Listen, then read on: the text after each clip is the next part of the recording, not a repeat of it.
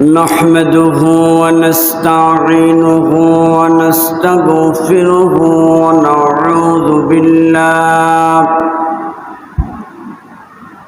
ونعوذ بالله من شرور أنفسنا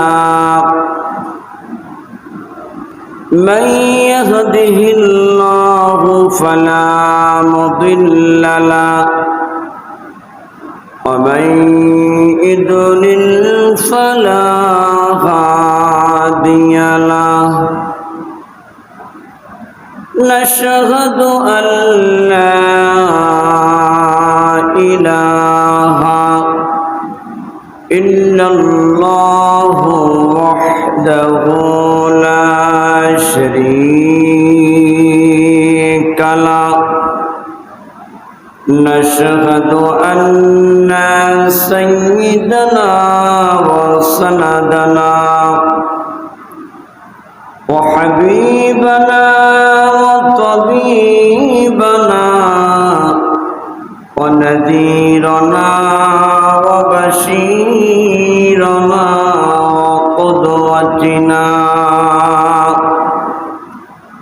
وهدانا ومرشدنا ومولانا محمدا عبده ورسوله الذي أرسله بالحق بشيرا ونذيرا وداعيا إلى الله بإذنه وسراجا منيرا فقد قال الله تعالى في كلامه المجيد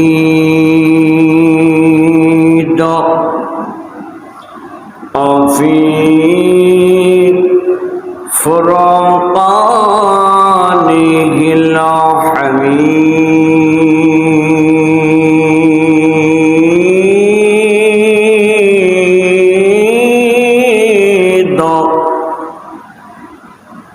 সকলেই জবান খুলে পড়ুন আউযু বিল্লাহি মিনাশ শাইতানির রাজীম বিসমিল্লাহির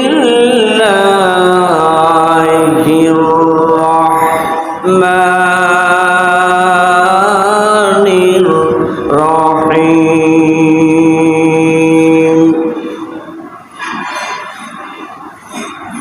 আহাসিবান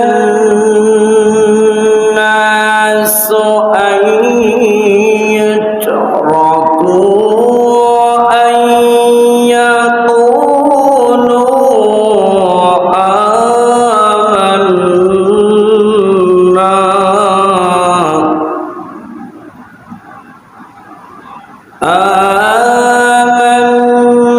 آمنا وهم لا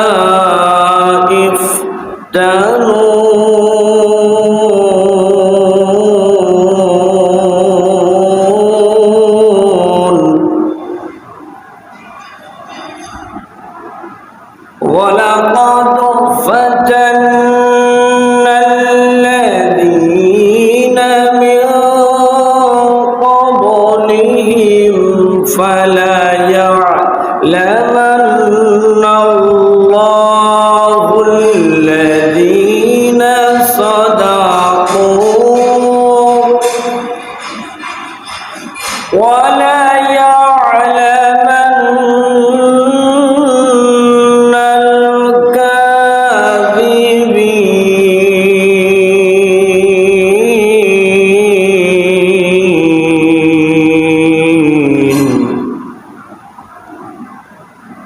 صدق الله العظيم وقال النبي صلى الله عليه وسلم من مات ولم يقر ولم يحدث به نفسه مات على شعبة من النفاق أو كما قال عليه الصلاة والسلام. وقال تعالى أيضا إن الله وملائكته يصلون على النبي يا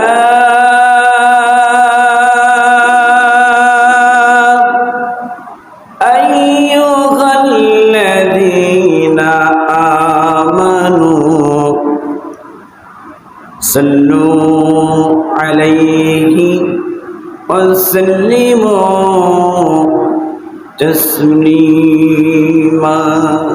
সকলে মহাব্বতে দুরূদ ইব্রাহিম পড়ি। আল্লাহুম্মা সাল্লি আলা মুহাম্মাদিন ওয়া আলা আলি মুহাম্মাদ কামা সাল্লাইতা আলা ইব্রাহিম ওয়া আলা আলি ইব্রাহিম ইন্নাকা হামিদুম মাজিদ. اللهم بارك على محمد وعلى آل محمد كما باركت على إبراهيم وعلى آل إبراهيم إنك حميد مجيد. আলহামদুলিল্লাহ, লাখ কোটি শুকরিয়া জ্ঞাপন করছি মহান আল্লাহ তাআলার আলিশান দরবারে যে আল্লাহ তাআলা আমাদেরকে সুস্থ শরীরে এই দুনিয়ার শ্রেষ্ঠ ঘর মসজিদে জুমার নামাজ পড়ার উদ্দেশ্যে আসা, কিছু কথা বলার এবং শোনার মতো তৌফিক যে আল্লাহ তাআলা করে দিলেন, সেই মহান মালিকের দরবারে খুশি হয়ে শুকরিয়া তান সকলেই সমস্বরে বলছি আলহামদুলিল্লাহ। আবার দুরূদ ও সালাম পেশ করছি বিশ্ব মানবতার সেরা মানুষ, সেরা নবী। লক্ষ্য করুন, তিনি আমার আপনার এমন একজন নবী যিনি কঠিন কিয়ামতের দিন আমার আপনার হাতে একটু হাউজে কাউসারের পানি না দিলে সেদিন আমাদের তৃষ্ণা নিবারণ হবে না। তিনি আমার আপনার এমন একজন নবী, আমি আপনি যত বড়ই আমলকারী হই না কেন, কঠিন কিয়ামতের এই মুসিবতের দিনে একটু যদি আমার আপনার জন্য তিনি সুপারিশ না করেন, সেদিন এ তকদিরে জান্নাত নসিব হবে না। তাই আসুন, আমার আপনার হৃদয়ের সবটুকুন আবেগ অনুভূতি উজাড় করে রাসূলের প্রেমে মাতোয়ারা হয়ে পাগল পরা হয়ে সকলেই মহাব্বতান রাসূলের শানে দুরূদ পড়ি সাল্লাল্লাহু আলাইহি ওয়াসাল্লাম। সম্মানিত উপস্থিতি, সম্মানিত মুসল্লিয়ান ইকরাম, দুরূদ যতগুলো আছে তার মধ্যে এটা সব থেকে ছোট্ট দুরূদ সাল্লাল্লাহু আলাইহি ওয়াসাল্লাম, ছোট্ট একটি দুরূদ। কিন্তু এই ছোট্ট এতটুকু দুরূদ যদি কোনো ব্যক্তি পাঠ করে, রাসূল তিনি আর মোবারকময় জবান দিয়ে বলছেন, সাথে সাথে আল্লাহ তাআলা তার আমল নামা থেকে 10টি গুনাহ মাফ করে দেন। সুবহানাল্লাহ, একটু জোরে বলেন সুবহানাল্লাহ। 10টি নেকি তার আমল নামায় যোগ করে দেয়, সুবহানাল্লাহ। এবং 10টি মর্যাদা জান্নাতের মধ্যে আল্লাহ তাআলা তার জন্য বুলন্দ করে দেয়, সুবহানাল্লাহ। দেখেন ছোট্ট একটি দুরূদ, এটা তেলাওয়াত করলে কত ফজিলাত, আর রহমতের বারিধারা তো আল্লাহ আপনার উপরে অনবরত বর্ষণ করে। যখন আপনি রাসূলের প্রতি রহমত কামনা করছেন, আল্লাহুম্মা সাল্লি আলা মুহাম্মদ, আল্লাহ তুমি আমার নবীর উপর রহমত বর্ষণ করো, আর আল্লাহ তখন খুশি হয়ে যায় যে নবীর উপর রহমত কামনা করে, আল্লাহ তার উপরে তিনার রহমতের বারিধারা বর্ষণ করে, সুবহানাল্লাহ। সম্মানিত উপস্থিতি, খুতবার মধ্যে তেলাওয়াত করেছি সূরা আনকাবুতের 1 এবং 2 নম্বর আয়াতে কারিমা। সংক্ষিপ্ত এই সময়ে এই বিরাট আলোচনা শেষ করা সম্ভব নয়, শুধু একটু টাচ দিয়ে যেতে চাই। লক্ষ্য করুন আমার দিকে, আল্লাহ তাআলা কত চমৎকার করে ঈমানদারদেরকে ডাক দিয়ে বলছেন। লক্ষ্য করুন, আল্লাহ রাব্বুল আলামিন বলেন, আহাসিবান নাসু আইয়ুতরাকু আইয়াকুলু আমান্না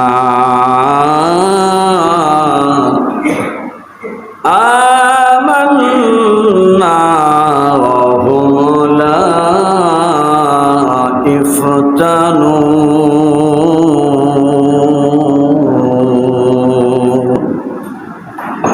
আল্লাহ রাব্বুল আলামিন বলেন, আহাসিবান নাস, মানুষ কি মনে করেছি, আইয়ুতরাকু, আমি আল্লাহ তাআলা তাদেরকে এমনিতেই ছেড়ে দেব।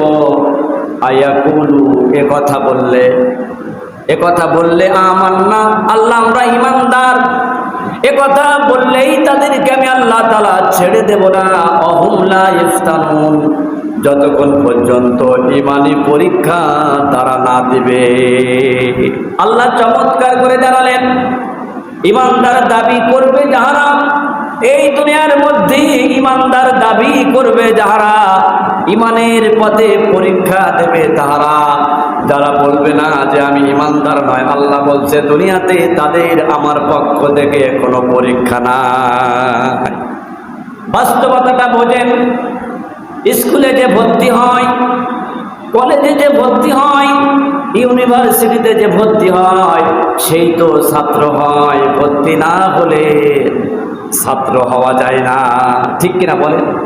একটা স্টুডেন্ট মাদ্রাসায় ভর্তি হলে মাদ্রাসার ছাত্র হয়, স্কুলে ভর্তি হলে স্কুলের ছাত্র হয়, কলেজে ভর্তি হলে কলেজের ছাত্র হয়, ভার্সিটিতে ভর্তি হলে ভার্সিটিতে ছাত্র হয়।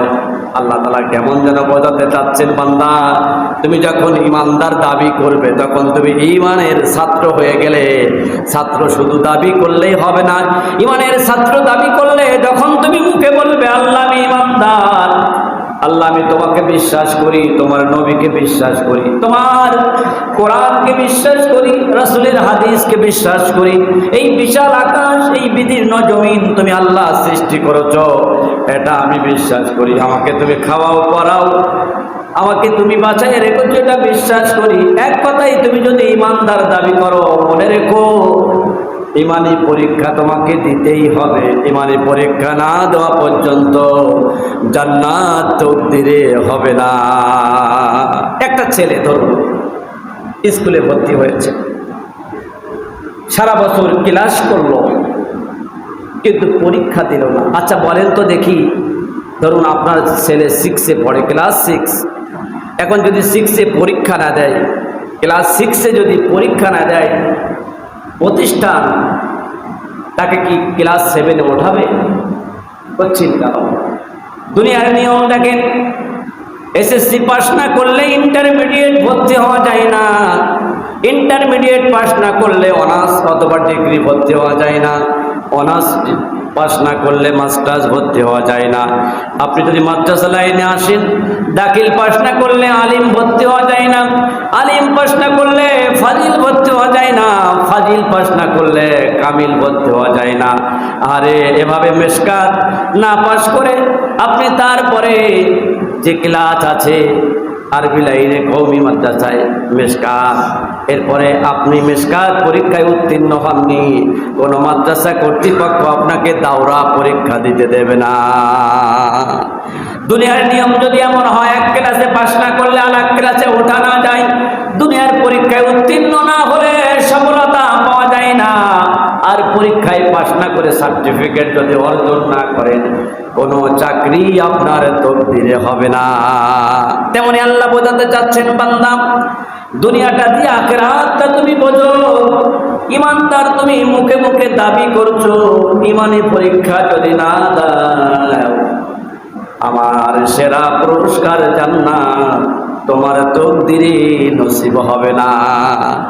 মুখে মুখে ছাত্র আছো, পরীক্ষা দিবে না, দুনিয়ার মানুষ যেমন কোনো দাম দিবে না, কত পরীক্ষা দেয়নি, পাস করেনি, সার্টিফিকেট নাই, চাকরি কেমন করে পাবে কিয়ামতের দিন? ও বান্দা, আমি যে রুটিন তোমাকে দিয়েছি কেমন করে তোমার পরীক্ষা দিতে হবে সেটা কোরআনে জানিয়ে দিয়েছি। আমার সাবজেক্ট অনুযায়ী লেখাপড়া করে সে অনুযায়ী যদি কোরআনের পক্ষে ইমানি পরীক্ষা দিতে না পারো, সেদিনও তোমার তকদিরে জান্নাত নসিব হবে না। এখন আপনি যদি আল্লাহ তাআলার কাছে প্রশ্ন করি, আল্লাহ ইমানদার আমি দাবি করলাম, আর দাবি করলে ইমানি ছাত্র হওয়া যায়, তাহলে পরীক্ষাটা কেমন হবে, কোন সাবজেক্টে পরীক্ষা হবে? দুনিয়ার যে ক্লাস, প্রত্যেকটা ক্লাসে নির্দিষ্ট কিছু সাবজেক্ট থাকে, বাংলা, অঙ্ক, ইংরেজি, ইতিহাস, ভূগোল, সমাজবিজ্ঞান, 4 সাবজেক্ট কিছু থাকে। সাবজেক্ট অনেক পরীক্ষা দিতে হয়, সব সাবজেক্টে পাস না করলে ফেল দেখায়। কথা বলেন ঠিক কিনা?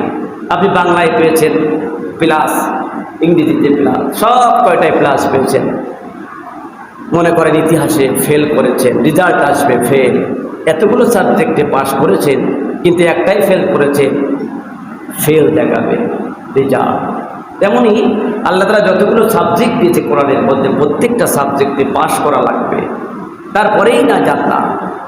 আসলে আমরা যদি প্রশ্ন করি আল্লাহ আমাদের পরীক্ষাটা কেমন হবে, আল্লাহ চমৎকার করে সূরা বাকারার মধ্যে জানিয়ে দিয়েছেন, ওয়ালা নাবলুওয়ান্নাকুম বিশাইইম মিনাল খাউফ।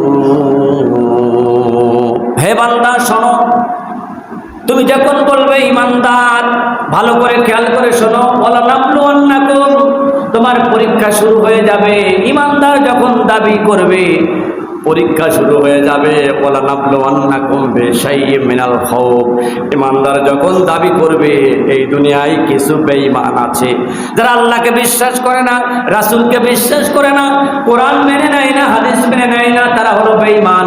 ইমানদার যখন তুমি দাবি করবে, বেঈমানরা প্রথমে তোমাকে খাউফ, ভয় দেবে। ওয়ালা নাবলুওয়ান্নাকুম বিশাইইম মিনাল খাউফ, তোমাকে ভয় দেবে। বেঈমানেরা বলবে, খবরদার হে ইমানদার মুসলিম, ইমানের পথ থেকে সরে দাঁড়া, ইমানের পথ ছেড়ে দে, আল্লাহর পথ ছেড়ে দে, রাসূলের পথ ছেড়ে দে, কোরআনের পথ ছেড়ে দে, হাদিসের পথ ছেড়ে দে, তা না হলে তোকে আমরা শেষ করে দেব।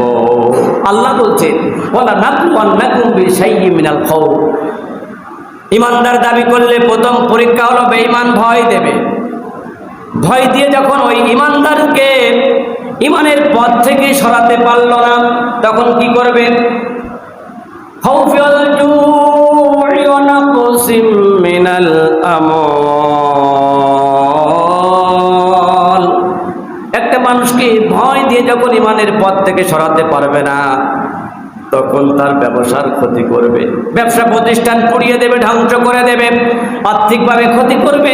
এরপরও যখন সেই মানুষটি ইমানের পথ থেকে ফিরে দাঁড়ালো না, আল্লাহ বলছেন তার ফসলের ক্ষতি করবে। বিশাল কলার বাগান কেটে দিল, আমের বাগান কেটে দিল, ফসলগুলো নষ্ট করে দিল, মাছের চাষ করেছে ইঞ্জিন দিয়ে, বীজ দিয়ে, সব মাছগুলো নষ্ট করে দিল।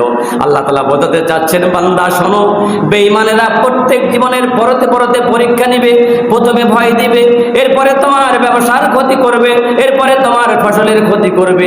এতটা ক্ষতি করার পরেও যখন তুমি আমার পথ থেকে সরে দাঁড়ালে না, ইসলামের পথ থেকে সরে দাঁড়ালে না, কোরআনের আইনটাকে মেনে নিলে, জীবনের প্রত্যেকটা পরতে পরতে রাসূলকে অনুসরণ করে চললে, তখন বেঈমানদের চোখে আর তুমি ভালো থাকবে না, কারণ বেঈমানরা চায় না তুমি আল্লাহওয়ালা হয়ে যাও।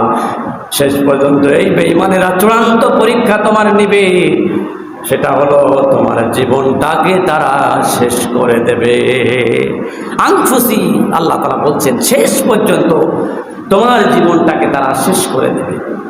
আল্লাহ তাআলা বলছেন এতটা পরীক্ষা দেওয়ার পরে ভয়, ব্যবসার ক্ষতি, জানের ক্ষতি, মালের ক্ষতি, এতটা ক্ষতি করার পরও যেই বান্দা আল্লাহর পথে, আল্লাহ বলছেন আমার পথে নেব নেব করে টিকে থেকে ঈমান নিয়ে কবরে আসবে, আল্লাহ তাআলা বলেন তার জন্য ও দুনিয়ার মানুষেরা জান্নাতের সুসংবাদ দাও, তার মরতে দেরি হবে, আমি আল্লাহ তাআলা তার কবরটাকে জান্নাতের বাগান বানিয়ে দিতে দেরি করব না। সুবহানাল্লাহ বলেন। সম্মানিত হাজরিন, একজন ঈমানদারের কাছে সব থেকে দামি সম্পদ ঈমান, যেটা আমরা রাসূলের সাহাবীদের থেকে শিক্ষা গ্রহণ করি। তারা সম্পদ হারিয়েছে, বাড়ি হারিয়েছে, খাজুরের বাগান হারিয়েছে, নিজের সন্তান হারিয়েছে, বিবিকে বিধবা করেছে, নিজের জীবনটা পর্যন্ত বিলাইয়ে দিয়েছে, কিন্তু বেঈমানদের কাছে মাথা নত করেনি, ঈমান বিক্রি করেনি। তারা চিন্তা করত আমার জীবনের সব চলে যায় যাক, ঈমান যদি টিকে থাকে আমার মরতে দেরি হবে, আমার আল্লাহ আমার কবরটাকে জান্নাতের বাগান বানিয়ে দিতে দেরি করবেন না। কারণ তিনারা বিশ্বাস করতেন, এ কথা বলেছেন আমাদের প্রিয় নবী মুহাম্মদ সাল্লাল্লাহু আলাইহি ওয়াসাল্লাম। আল্লাহু আকবার। দেখেন আল্লাহ রাসূল সাহাবীদেরকে এভাবে বোঝাচ্ছেন, একটা কাচের পাত্র বা একটা পানির পাত্র হাতে নিলে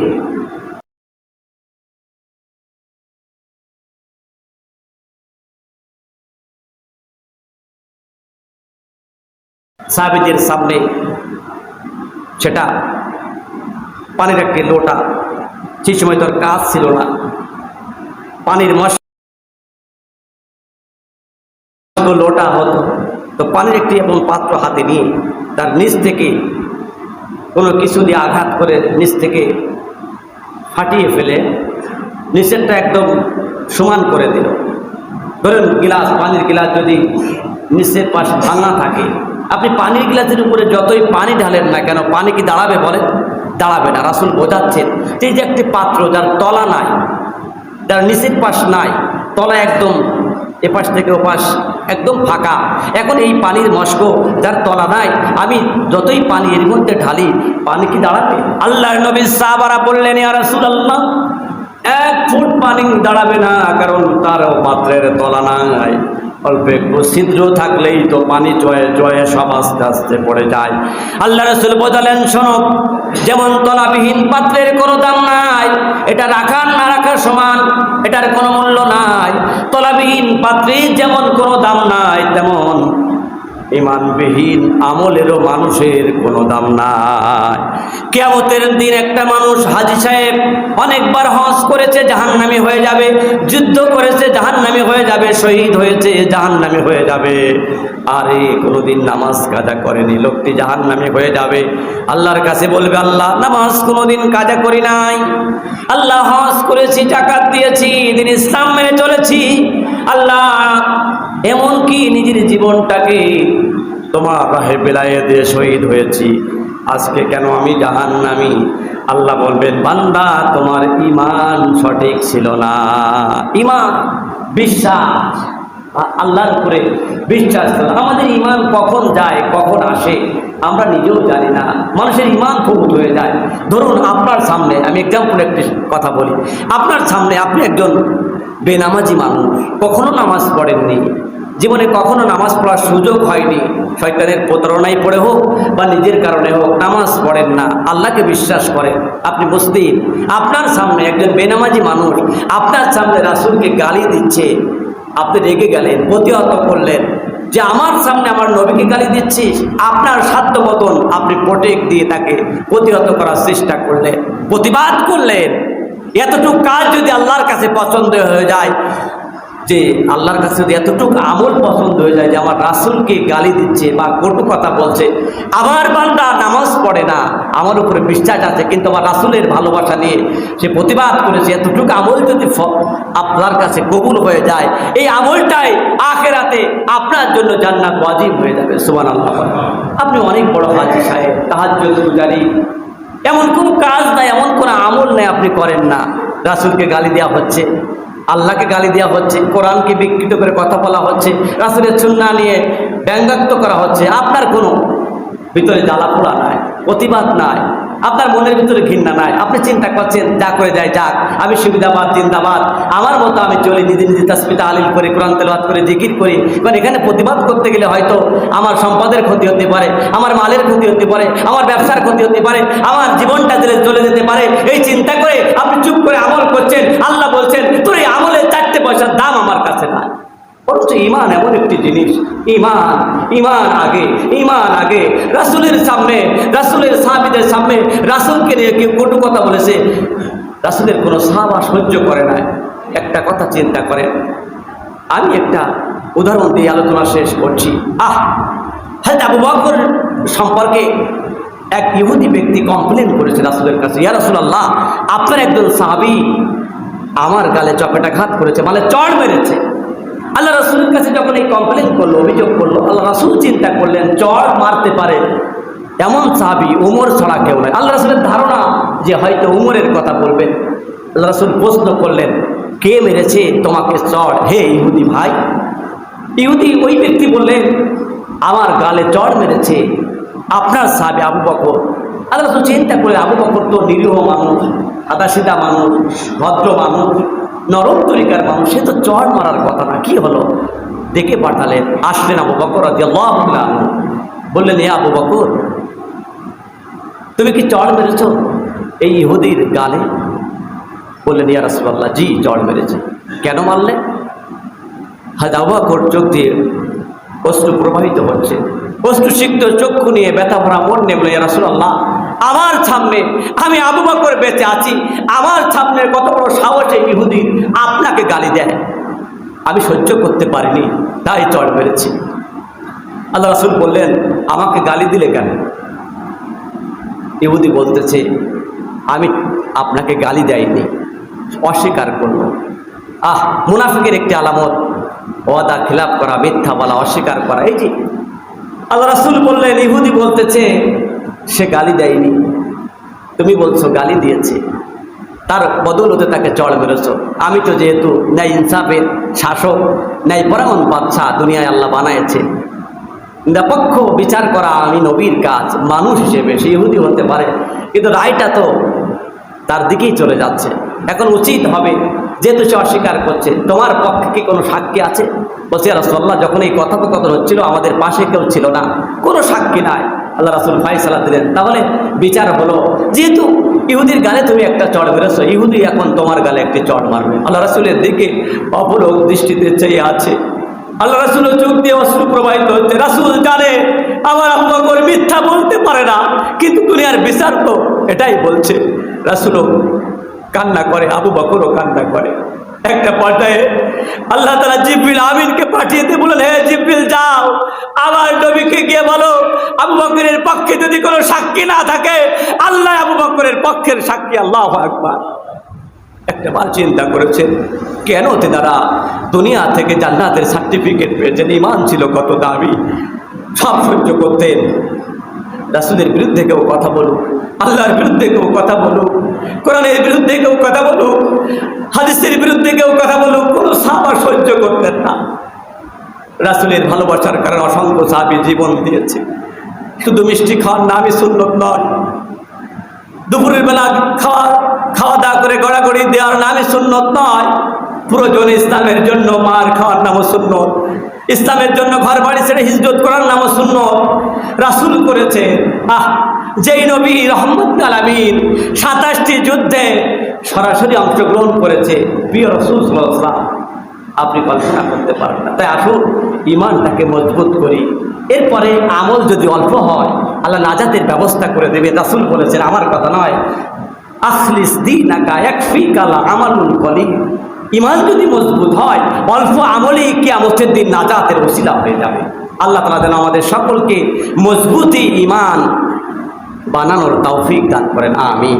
যারা সুন্নত পড়েন নাই 4 রাকাত কাবলাল জুমার সুন্নত নামাজ পড়ে নেবেন।